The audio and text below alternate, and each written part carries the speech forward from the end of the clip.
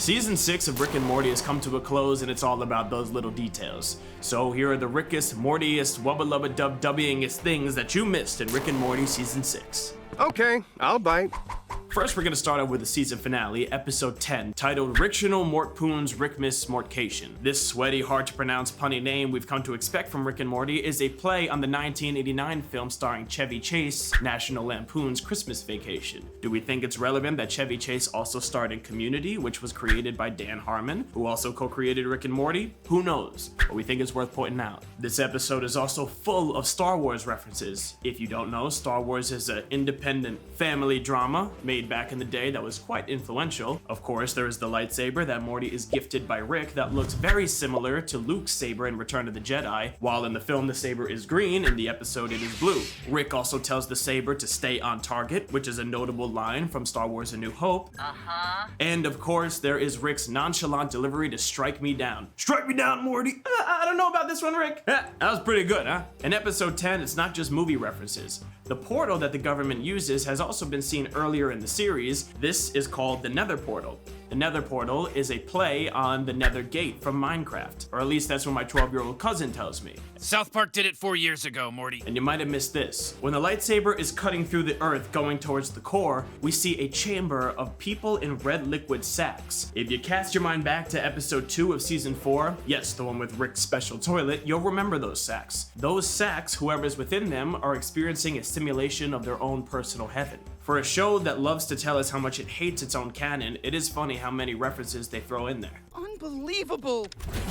So let's go back to episode 1 of the season with Solaricks. The title, which is a pretty restrained pun as far as the show goes, is a play on the classic sci-fi novel Solaris by Stanislaw Lem, which has been adapted twice. First in 1972 by Russian director Andrei Tarkovsky, and then in 2002 by Steven Soderbergh starring George Clooney. But apart from that, the episode doesn't really relate to the book or movies that much. But there are some other references in there, so let's take a look. First, we have the message that mentions Kaiser Soze from The Usual Suspects. And at the end of the episode, Jerry complains that Rick has stored another Boogan in the house, which is a reference to the 1981 monster movie The Boogans. Come on, you remember The Boogans, right? I don't either. Moving on. This episode also sees Summer pick up some cool sci-fi tech, particularly a set of claws that will look familiar to anyone who knows their X-Men. They're inspired by the mutant X-23 clone of Logan, aka Hugh Jackman, aka Wolverine. And they've actually been mentioned before in Rick and Morty in seasons 4, Claw and Order, Special Rickdoms Morty. That's a tough one. In that episode, after encountering a dragon, Rick tells Morty that he should have taken him up on the Wolverine claws. Then again, Summer's always been a bit smarter than Morty.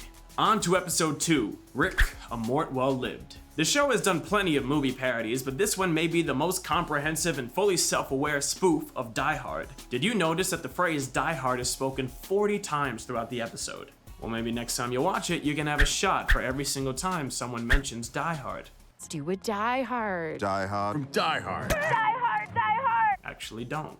You'll probably die. Hard. I could probably handle it though. The episode has some more subtle callbacks to the movie as well, including a book called The Nagatomi Paradigm, named after the tower where the first film took place. And the I Hate Everybody sign in the episode's bumper is a reference to the sign Bruce Willis wears in Die Hard with a Vengeance, though the Rick and Morty team wisely opted to remove the racial slur. But it's not just Die Hard that gets a reference in that episode. Just before the end credits, the Roy video game is taken out to a huge storage area. Look familiar? Of course it does. This is based on the climax of Raiders of the Lost Ark, the first and best Indiana Jones, and if you disagree, step.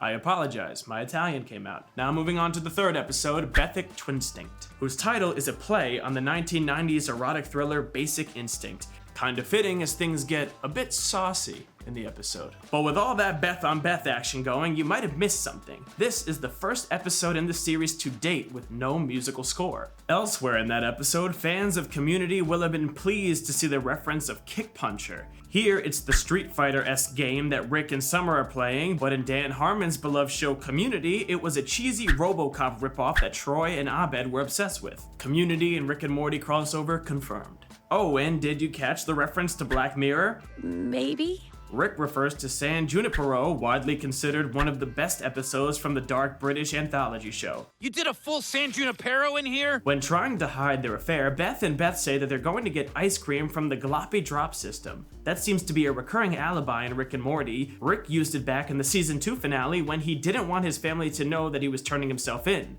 Like father, like daughters. On to episode 4. When watching this, did you find yourself thinking that Night People sounded kind of familiar? Don't worry, you're not going insane. Well, maybe you are, but that's a separate issue. But the Night People's appearance and the way of speaking and their plan is very similar to the Doppelgangers from Us, directed by Jordan Peele and released in 2019. But as usual, that wasn't the only movie reference in that episode. You might remember Beth burning a bunch of movies. Independence Day, Groundhog Day, Ferris Bueller's Day Off, what do they have in common? Yes, the word day is in each one of the titles, which is why Talladega Nights, the Ballad of Ricky Bobby, was saved from the fire, being the only one which had night in the title. You want more references to cult movies from the 2000s? Well, here you go. Episode 5's pun title, Final DeSmithation, unlike some of them, is directly related to the story. It is a play on Final Destination, the movie series in which people manage to cheat death. Temporarily, though of course death always comes for them, usually in the most convoluted and violent way possible. And this episode is very much trying to cheat death.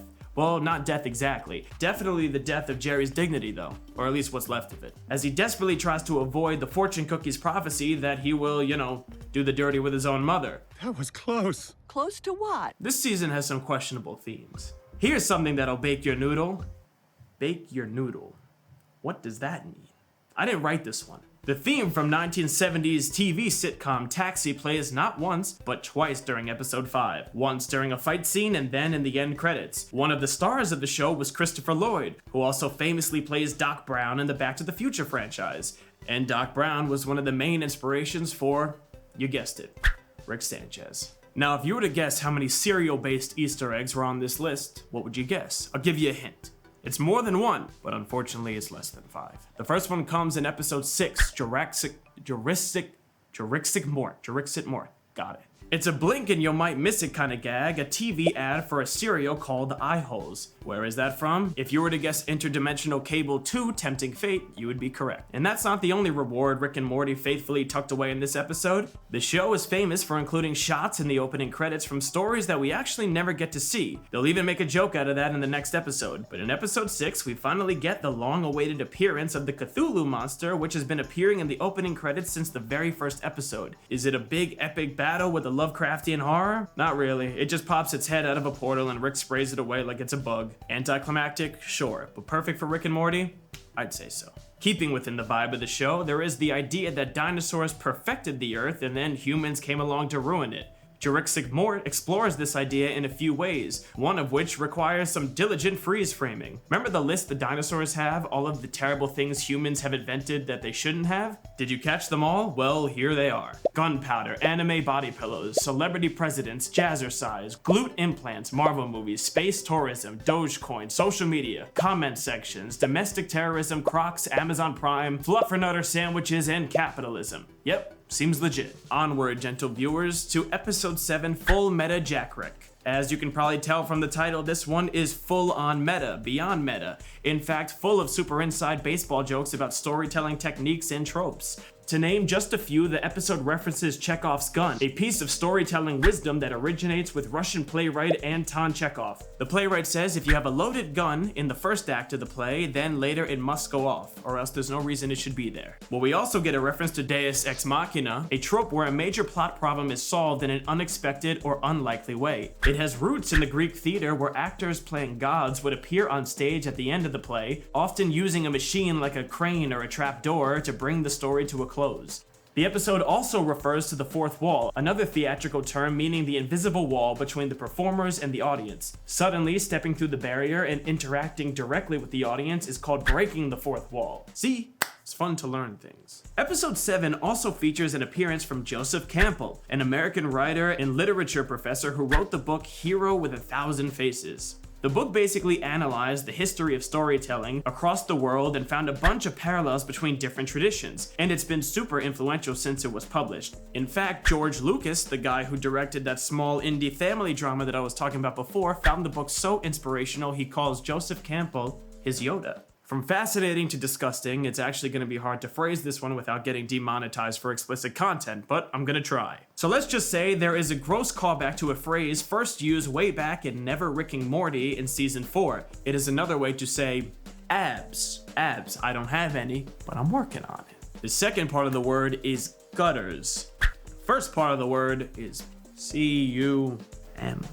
You get it, okay. What's also gross is the title of episode 8. Analyze piss. More or less gross than a reunion of space Hitlers, we'll leave that up to you. But did you notice the comic book Hitler variants at the reunion? There was one dressed up like the Riddler from Batman, and a humanoid gorilla that looks suspiciously like Gorilla Grodd from the Flash comics. I'm not sure how they got the rights, but I doubt DC would be okay with the whole Hitler connection thing. Didn't I tell you there's gonna be more cereal related stuff? Well, here's another. If you look closely at the Smith family breakfast table in the episode, you can see a box of strawberry Smiggles. These were advertised way back in Ricksty Minutes in season 1, back when interdimensional cable was still a novelty. Did you know that episode 9 is the 60th episode of Rick and Morty? Well, congratulations, now you do. And did you also know that the title, A Rick and King Mortar's Mort, was a reference to a novel by Mark Twain, specifically his 1989 novel, A Connecticut Yankee in King Arthur's Court? Episode 9 is kind of a British invasion, at least in terms of the voice cast. Hey, it makes sense. If you need some old, fusty, honorable knights, Britain's probably the place to go. Among the guest voice cast are 3 actors from the UK sitcom Peep Show: David Mitchell, Robert Webb, and Matt King.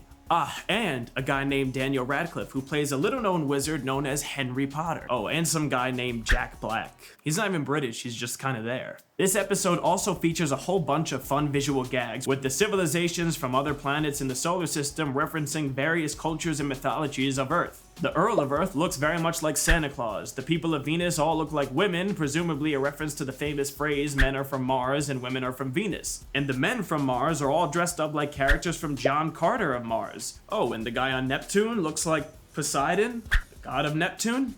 Just me? Read a book. Now on to the season finale. Just kidding, we already did that one. Glad you're happy. Now can we blow up the building or something? Well, another season of Rick and Morty is over, and I often find myself wondering, what would Rick Sanchez think about a bunch of us, digging through all the episodes, looking for the hidden details, putting them in a nerdy YouTube video? I don't know. I don't think he would like it. He would probably hate it, honestly. But either way, we're gonna keep doing it. So like and subscribe for more of us here at ScreenRant. Have a good one.